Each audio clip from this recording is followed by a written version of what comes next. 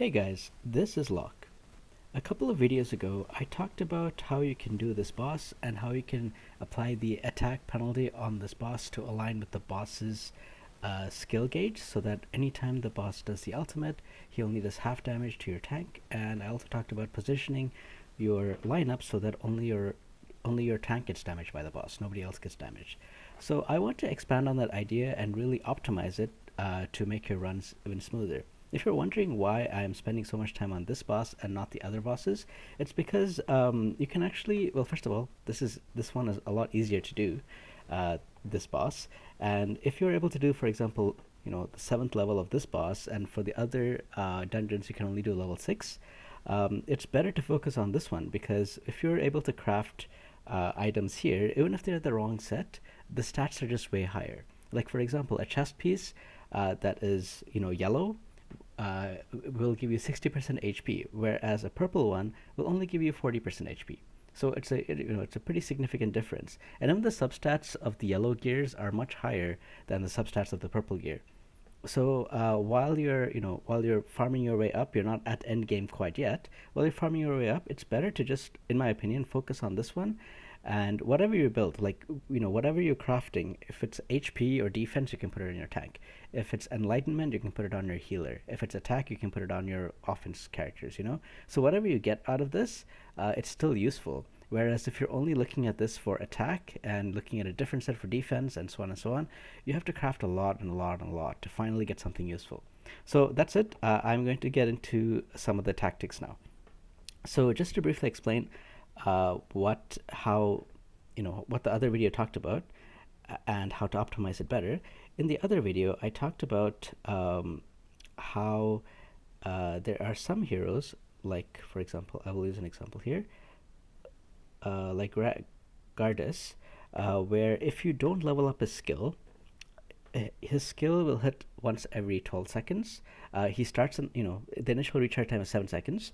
So he will cast a skill and debuff the boss with a 100% chance, as long as you level up the skill only to 4 and not 5.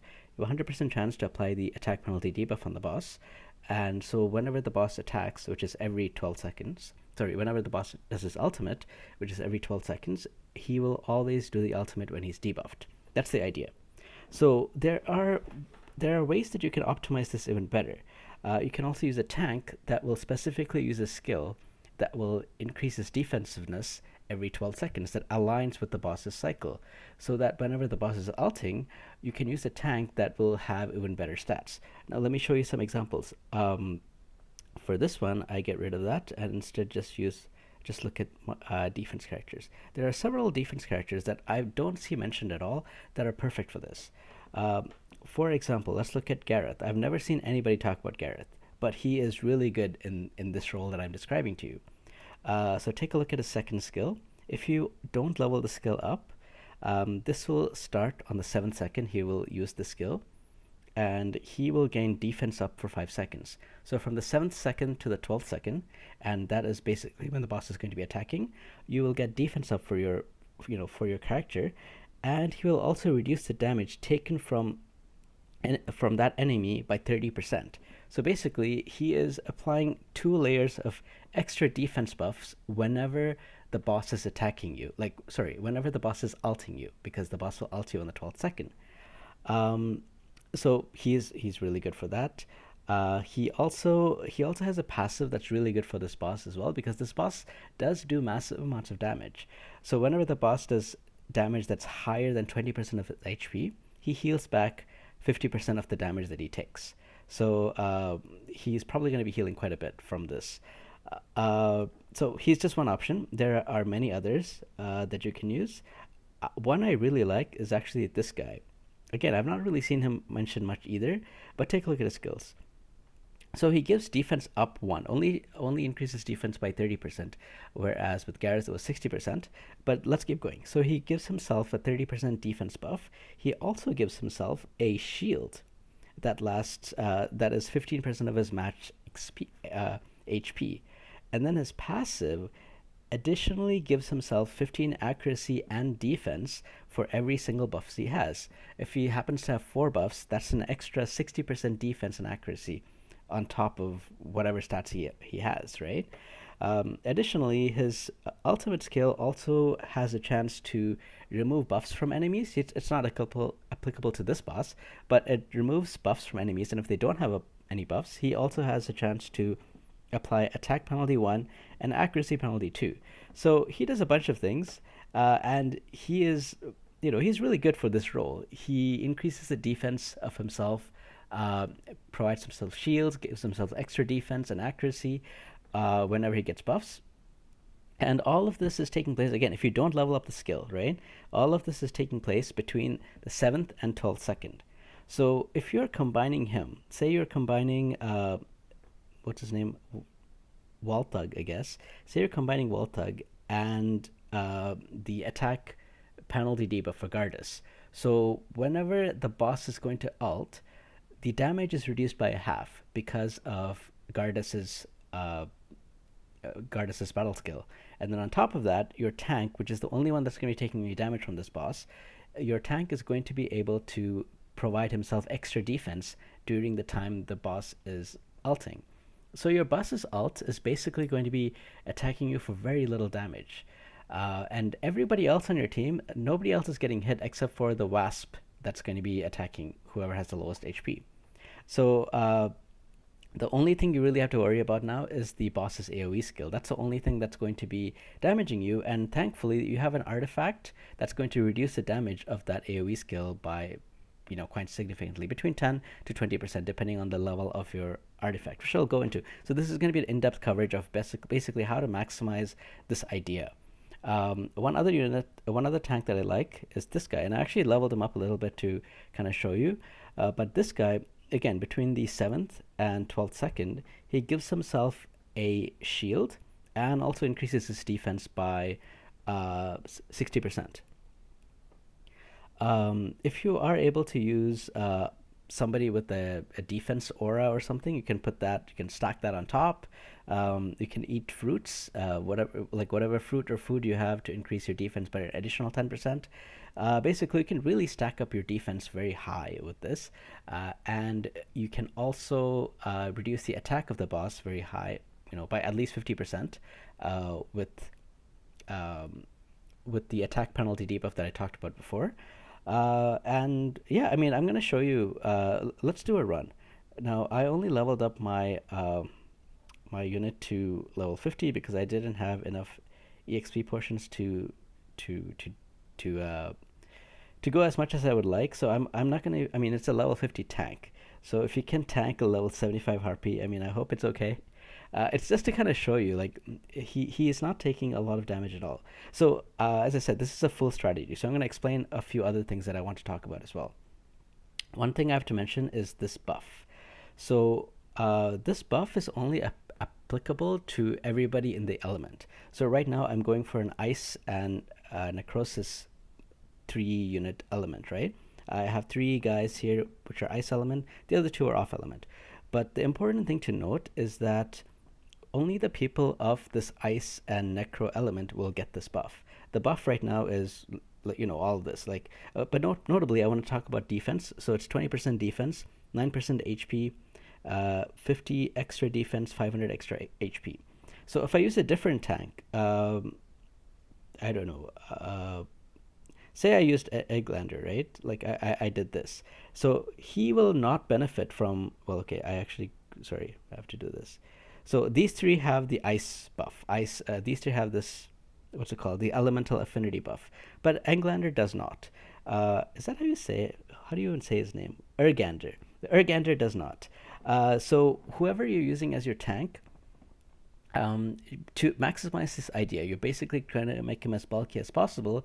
Make sure that your affinity includes him. If you're using a poison tank, find 2 other guys in your team that are poison or fire. If you're using an ice tank, find 2 other guys in your team that is ice or something. That's important because, again, you're trying to maximize this idea. You're trying to maximize making your tank as bulky as possible. The second thing I talked about, I think this was my... Wait, let me find somebody that's ice to put here. It doesn't really matter who. So the second thing I talked about when I did this last time, I put this guy right here, and some people said that he was targeting this wisp. He was not targeting the boss. So what you can do instead is just move him here. That should for sure target the boss. You can see he will only target the boss from this position. Um, this wisp over here is going to attack whoever has the lowest HP. So what you can do is you can put that whoever is your lowest HP right here. The reason you're doing that is because he will move down here, and whenever your healer is healing, it's usually going to target a 9 square radius. That's usually the AOE heals from different units. It targets like this area right here. So if both of these units are in this 9 block square, both of them will be healed. So your healer doesn't have to spend one heal just focusing on this guy. Like say your lowest HP unit is over here, that's way far from your tank, right? So you might have to split your heal. Sometimes your heal will be here, sometimes your heal will be here. So that's no good. So you really want to try to get your lowest HP unit to be right here so that you can take advantage of that. Um,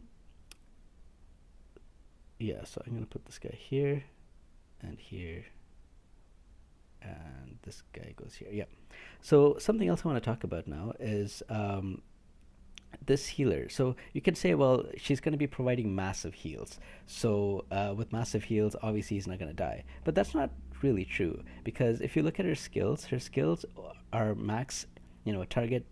Uh, Her healing is 15% of the target's max HP plus a number of enlightenment, and her enlightenment is not dependent on her level. Like she only got extra 16 enlightenment from being level 90, but both her heals are based on the target's max HP. So I hope you can see with that what I'm doing here is like it's not an extraordinary amount of healing. It's just like I didn't level up a different healer. If I had a level 50 Hexandra or something, I would show that instead. But I'm very low on potions right now, and I can't. So I hope that you can just kind of take this and see what it does. I'm gonna use a food now to give him extra defense, and let's just see. Just take a look and pay attention to when the boss is going to be ulting, and see what everyone looks like. So when the boss is ulting right now, he has an attack penalty, and my tank has a defense buff. So as you can see, it takes very, very little damage. I think actually I could probably go up to maybe I can go up to the level 90, the 95 one maybe. Yeah, I should probably go to the level 95 and see how well he can tank. Let's do that, because he's barely taking any damage at all. So let's go to that one and see how well he can tank in the level 95 against a level 95 boss. So that's this one. Also, I wanted to talk about the artifact as well. So the artifact that he is wearing is this one, the Platinum Knight's Shield.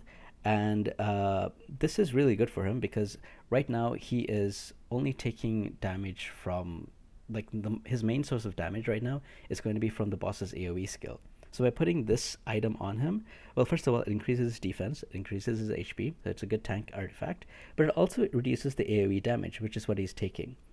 So and also, as you can see, I mean, I'm just using purple gear. I didn't put like extraordinary yellow gear on him, but this is one piece of HP item, one defense item, and just normal other normal gears. So it's not anything massive. And again, he is only level 50, right? So it's let's see how he does against this boss now, against the level 95 boss. Just to give you an idea, because I really want to show you that, with the setup, putting the attack penalty down and then increasing his defense, and there are many tanks that this would work for, and I can also show you alternate debuffers as well. If you are not having any luck holding Gardas, or I think the other guy, the poison guy's name is like Viuk or something. But anyway, this is how he's doing. So, okay, so he is taking a bit more damage. I don't know, can he survive this? I think he can stay for a while, maybe. We'll see. But you can see that ultimate really doesn't do too much damage, right? Um, so anyway, that's the idea. I guess he's not going to be able to survive this for too long.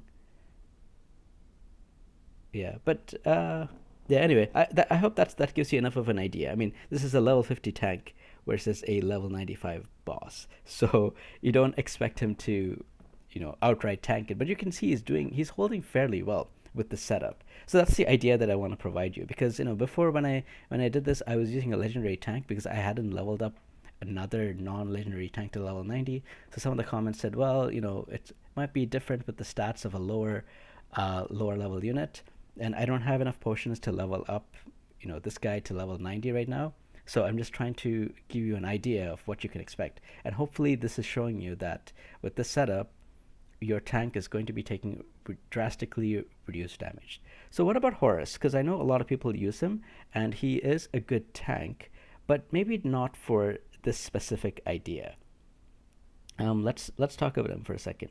So with Horus, he has a lot of defense reduction. Like, he has damage reduction, 30% less damage. He has hit recovery. These are all very good. The only problem is that it's on a different cycle. So he will be using this once every 16 seconds. So there will be turns where he doesn't have any protection after the boss uses his AoE skill and then also uses his ult. There will be times when he will not be able to access either of them. He does have a shield that he might be able to use because this is once every 7 seconds. Still, it's a little bit, it's 1 second too long compared to the boss's cycle, because the boss does his AoE attack, and then 6 seconds later he does his ult. So, um, yeah, I mean, otherwise he's pretty good. He works well in a lot of situations. He has a good captain skill, but I just think, just for this specific case that I'm talking about, I think the tanks that I talked about work much better. Like, this is what I used, and I think a skill like this, which is matching up with the bosses, in my opinion, just for this one dungeon, does its job better. And if you haven't looked at this yet, I just want to show you, just so you don't think that you don't think that you're wasting resources by building a second tank. So whenever you get to this, the Pillar of Trial, you need to actually use different units to do this. To do this Pillar of Dark, uh, you can only bring ice and necro units. To do the Pillar of Light, you can only bring lightning and light units, and so on and so on. So if you already have, Horus, maybe you should build a tank that's from one of these other four elements, so that whenever you get to doing this, you have a tank for fire, and now you have a tank for one of these two elements as well. So maybe whatever you're building, don't build fire or poison if you already have Horus built up. That's what I want to say about that. Now, lastly, something else I want to mention is that even for the debuffers, there isn't too much choices, unfortunately, right? Um, the two best debuffers for this that are epic are, where did he go? This guy Gardas that I talked about. He has this on the cycle that you want. Just make sure that you do not level up their recharge time. Same with all the tanks that I just mentioned. Whenever their skill is unleveled, they start at 12 seconds, and you want to keep it in that 12-second cycle. If you level it up to 10 seconds, then it's going to get mismatched, right? But it is important that so basically, some people have asked, how do I control this? Because they're like, well, isn't it always random? So take a look. He has 3 different skills. So whenever you use a skill book on him, there is a chance that it could be this skill or it could be this skill. So you will go one by one, and whenever you do the level 4 skill, you stop. So maybe you had to use, say, 6 skill books to make this level 4. So you use 3 here. So say the first 3 that you used went into this one. So you have damage up 5%, damage up 10%, initial energy up 3. And then the next 3 went into this. Damage up 10%, chance up 10%, chance up 15. And then you stop. Because if you use another skill book, like say you really want to bring the required energy down by 3 seconds, well, too bad. I mean, because if you take a chance on this now, the skill might actually go here and mess up your whole timing, right? So whenever you reach this level 4 chance 15 up, stop. Don't give any more skill books to this, because you might just screw up the battle skill order from working in this team. So so I wanted to say that there was only really two units that this works for. They're epics. That's this guy, Gardas, and the second one that I found was this one. I don't know how to say his name. I think it's Viuk. Anyway, so this guy, both of these guys, this works. They are both able to give you a 100% chance of inflicting attack penalty 2 for 5 seconds in the required time window between 7 seconds and 12 seconds. But these are epic heroes, and it's sometimes you might just not have them, and you can't just keep waiting forever until you get them. So alternatively, you can use these heroes, and thankfully rare heroes are included this time. The only problem with the rare heroes is that they only give you attack penalty 1, not 2. But it's better than nothing, right? If you're waiting for a long time to get it, maybe instead of waiting, forever to get one of those two heroes, you should just build this guy. He's a rare hero, and it's much more accessible to get him. There are a few others as well that works that have this on a 100% chance to inflict attack penalty 1 for 5 seconds, and the window again is 7 to 12 seconds, as long as you don't put any books into leveling up their skills. He also does healing probation as well, so he might also become handy for the Grave of Rot later on, because the Grave of Rot and also the Phoenix Bird, they're both, you kind of want to have healing prohibition on them, so he might come in handy in other places as well. There are other heroes that this would work for as well. Another one I found was, I think it was this guy. Yeah, so he has it as well. Just make sure you stop at the level 4 chance plus 25%, then you will have a 100% chance to inflict attack penalty 1 for 5 seconds. I think there was a couple more as well, but you can take a look and go through it. This one will not work, and the reason this will not work is because the recharge time doesn't align. Like, even if before you put any skill books, it starts at 5 seconds, and the complete recharge is 10 seconds, so that's just not going to align with what you're looking for. So she's not going to work. But yeah, I think I'll stop there. I don't want to spend time going through every single one of these right now. But if there's not a huge list. You can take a look at them and see which one fits your needs. If you don't have the two heroes that I talked about, that would work phenomenally for this stage. That's it from me. I think I've covered all the things that I wanted to talk about in terms of maximizing this this dungeon. I strongly suggest that you guys work on this one first. I was able to farm level 7 of this before I was able to farm level 7 of any other dungeons, because this one is set up so much more easier. And with the setup that I'm showing you, which is you saw, right, like this setup here, only your boss will take damage. Sorry, only your tank will take damage from the boss.